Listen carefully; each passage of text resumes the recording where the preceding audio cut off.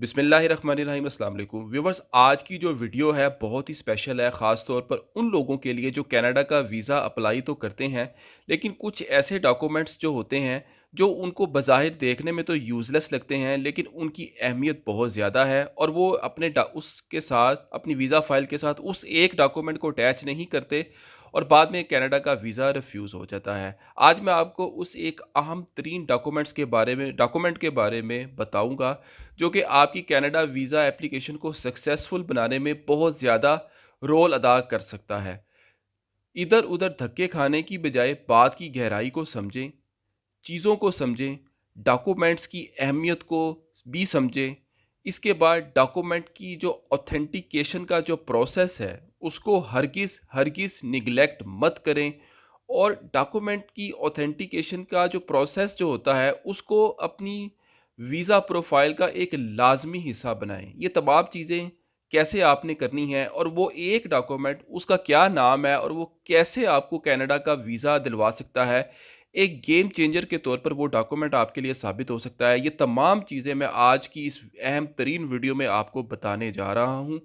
बराए करम वीडियो को पूरा देखें और एज़ यूजुअल रिक्वेस्ट, चैनल को लाइक करें, सब्सक्राइब करें, बेल आइकन पर ज़रूर क्लिक कीजिएगा। देखिए, मैं बहुत रिसर्च करता हूँ, उसके बाद इस रिसर्च को वेरीफाई करता हूँ, फिर उसके बाद मैं आपको इन्फॉर्मेशन देता हूँ। तो मेरी इस कोशिश को आप इतना अप्रिशिएट ज़रूर किया करें कि अपनी फ्रेंड्स और फैमिलीज़ में जो है अपनी मेरी वीडियोज़ को शेयर कर दिया कीजिएगा। तो बगैर वक़्त ज़ाया किए जी, वीडियो को स्टार्ट करते हैं। देखें, जब आप कनाडा का वीज़ा अप्लाई करते हैं तो आप सारे डॉक्यूमेंट्स लगाते हैं अपनी वीज़ा फ़ाइल के साथ, जैसे bank statement, income tax return, hotel booking, travel insurance, travel plan, visa covering letter, wealth statement वगैरह। लेकिन एक ऐसा डॉक्यूमेंट जो कि आपके इन तमाम डॉक्यूमेंट को ऑथेंटिकेट करता है, रिकग्नाइज़ करता है, उसको आप लगाते ही नहीं। नतीजा, आपकी अच्छी खासी वीज़ा प्रोफाइल जो कनाडा की होती है, वो रिफ्यूज़ हो जाती है और बाद में फिर आपको एहसास होता है जब आप जीसीएमएस नोट्स निकलवाते हैं किसी के कहने पर, फिर आपको पता चलता है जी ये हमने एक छोटा सा डॉक्यूमेंट था लेकिन बड़ा अहम था, उसको लगाया नहीं हमने साथ। वो एक डॉक्यूमेंट वो कौन सा है, उसका क्या नाम है? उस डॉक्यूमेंट का नाम है जी सीए रिपोर्ट। कुछ लोग ये समझते हैं ये एक नॉर्मल डॉक्यूमेंट है और अगर हम अपनी वीज़ा एप्लीकेशन के साथ नहीं भी लगाएंगे तो हमारा जो है वीज़ा ग्रांट हो जाएगा। अब मैं आपको आगे चलकर बताता हूँ कि ये सीए रिपोर्ट की अहमियत क्या है, ख़ास तौर पर कनाडा वीज़ा एप्लीकेशन के लिए। देखें, सीए जो रिपोर्ट है कनाडा वीज़ा के लिए बहुत ज़रूरी है। वो इसलिए कि आपने अपनी नेट वर्थ को एम्बेसी यानी कि हाई कमीशन में शो करना होता है। यानी कि अपनी नेट वर्थ को और अपने फाइनेंशियल्स को शो करना होता है। अब नेट वर्थ और फाइनेंशियल में कौन-कौन सी चीज़ें आती हैं? आपकी बैंक स्टेटमेंट आती है, आपके फिक्स्ड डिपॉज़िट्स, कोई पेंशन आ रही है, नेशनल सेविंग सर्टिफिकेट्स, कोई आपको मंथली प्रॉफ़िट आ रहा है या एनुअल प्रॉफ़िट आ रहा है, आपकी प्रॉपर्टी, आपकी रेंटल इनकम, प्रॉपर्टी चाहे आपके नाम हो या आपकी फैमिली के नाम हो या आपके पेरेंट्स के नाम ही क्यों ना हो, ऐसी प्रॉपर्टी भी जो होती है आपका एसेट में शुमार होती है और ये इनफ होती है कि आप अपनी सीए रिपोर्ट में इसको शो कर सकें। और जब आप इसको सीए रिपोर्ट में इन तमाम चीज़ों को शो करते हैं तो ये बहुत ज़्यादा आपकी प्रोफाइल ऑथेंटिकेट हो जाती है और आपके वीज़ा लगने के चांसेस जो बूस्ट होते हैं ना, वो अगर यहाँ है ना तो वो यहाँ आ जाते हैं। अब कुछ लोगों ने इन्वेस्टमेंट की होती है, जैसे शेयर मार्केट में इन्वेस्टमेंट, बॉन्ड्स में इन्वेस्टमेंट, म्यूचुअल फंड्स में इन्वेस्टमेंट वगैरह वगैरह। तो इन तमाम चीज़ों की एम्बेसी को जो है क्लैरिफिकेशन आप लोगों ने देनी होती है कनाडा एम्बेसी को कि आपने अगर इन्वेस्टमेंट की हुई है तो आप हमें ऑथेंटिकेट करें किसी एक डॉक्यूमेंट के ज़रिए कि आपकी इन्वेस्टमेंट कहाँ कहाँ है। अगर आप ये सारे डॉक्यूमेंट्स को इकट्ठा करोगे तो ये आपकी जो वीज़ा फाइल का जो हुजम है ना डॉक्यूमेंट की शक्ल में, बहुत ज़्यादा हो जाएगा।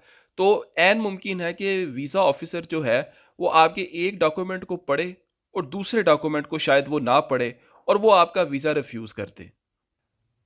अब मैं बता दूं कि CA report is what, CA report क्या है, इसकी जो मुकम्मल एब्रीविएशन है, CA report stand for chartered accountant report. अगर आपका टोटल नेटवर्थ जो कि 1 करोड़, 2 करोड़ या 3 करोड़ या इससे थोड़ा सा कम है या ज़्यादा है, तो एम्बेसी इस सूरत में यानी कि हाई कमीशन इस सूरत में वेरीफाई करवाना चाहता है किसी भी ऑथोराइज्ड पर्सन से आपके नेट एसेट्स को और आपके फाइनेंशियल्स को। जब अकाउंटेंट आपके तमाम एसेट्स जैसे gold, property, investments, savings, bonds, closing business stocks वगैरह ये सारी चीज़ें अगर 1-2 करोड़ या 3 करोड़ या इससे थोड़ा सा कम या ज़्यादा को टच कर रही हैं, तो सीए जो रिपोर्ट है, चार्टर्ड अकाउंटेंट रिपोर्ट, इसको बड़े अच्छे तरीके से जस्टिफाई कर देगी कि इससे कि आपके पास ये डॉक्यूमेंट्स हैं और ये इतनी वैल्यू रखते हैं। इससे जो है आपकी वीज़ा जो प्रोफाइल है उसकी वैल्यू जो है वो बहुत ज़्यादा बढ़ जाएगी और इस चीज़ को लीगली कनाडा की एम्बेसी हाई कमीशन इसको वेरीफाई करता है और इसको मानता है इस डॉक्यूमेंट को।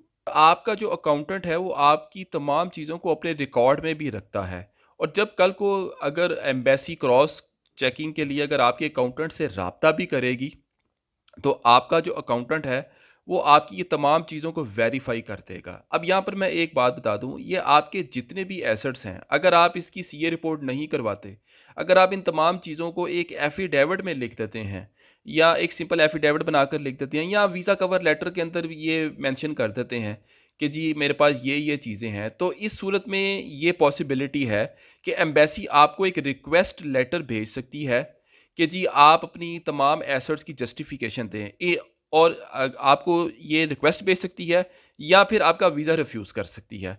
तो जब आपको एम्बेसी रिक्वेस्ट लेटर भेजेगी या आपका वीज़ा रिफ्यूज़ करेगी तो कल को आपको जब जब आप दोबारा रीअप्लाई करेंगे तो फिर भी आपने अकाउंटेंट की तरफ भागना ही है ना। तो बेहतर यही है कि कनाडा का वीज़ा अप्लाई करने से पहले आप अपने अकाउंटेंट से सीए रिपोर्ट को बनवा लें।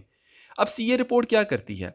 सीए रिपोर्ट एक इंडेक्स का काम करती है आपके लिए कि आपके पास क्या क्या है, आप क्या छोड़कर जा रहे हैं और आप वापस जब आएंगे तो आप किन चीज़ों की बेस पर आप वापस आएंगे। और जो चीज़ें आपने सीए रिपोर्ट में शो की हैं जैसे प्रॉपर्टी, गोल्ड, सेविंग्स वगैरह वगैरह, इन्वेस्टमेंट, इन चीज़ों की वैल्यू क्या है आपके लिए। तो इन तमाम सवालों के जो जवाब है ना आपकी सीए रिपोर्ट दे देती है। एम्बेसी के पास या वीज़ा ऑफिसर के पास इतना टाइम नहीं होता कि आपकी वो एफबीआर की जो टैक्स रिटर्न है उसके 4-5 सफ़ों को पले बारी बारी पढ़े। वो जितना प्रोसेस स्मूथ और फास्टर होगा एम्बेसी उसको ज़्यादा पसंद करेगी। सीए रिपोर्ट मैक्सिमम आपकी 1 से 1.5 सफ़े में होती है।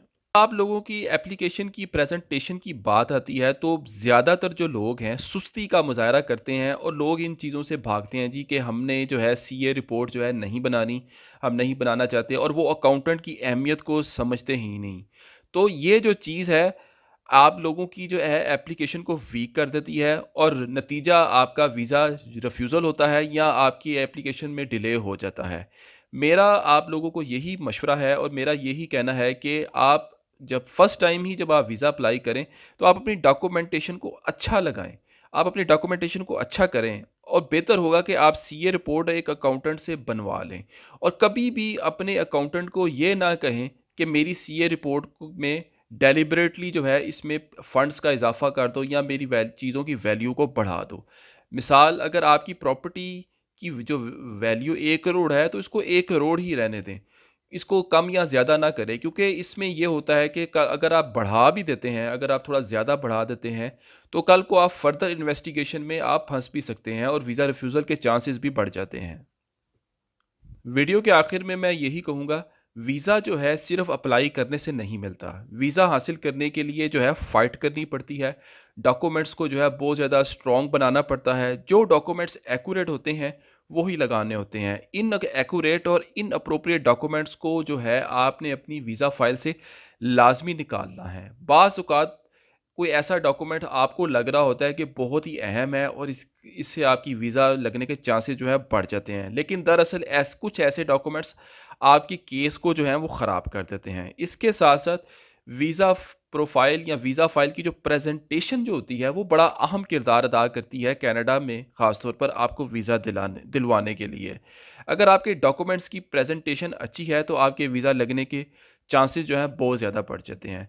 तो ये थी जी हमारी आज की वीडियो। कनाडा वीज़ा के लिए CA report, chartered accountant report एक बैकबोन की हैसियत रखती है आपके लिए। आप लोग इसको बनवाएं और इसके साथ ही वीज़ा अप्लाई करें। मैंने देखा है कि लोग जो हैं ज़्यादातर पाकिस्तान में या इंडिया में, ख़ास तौर पे अगर मैं पाकिस्तान की बात करूँ, तो डॉक्यूमेंट्स की जो ऑथेंटिकेशन जो होती है उसको अहमियत नहीं देते।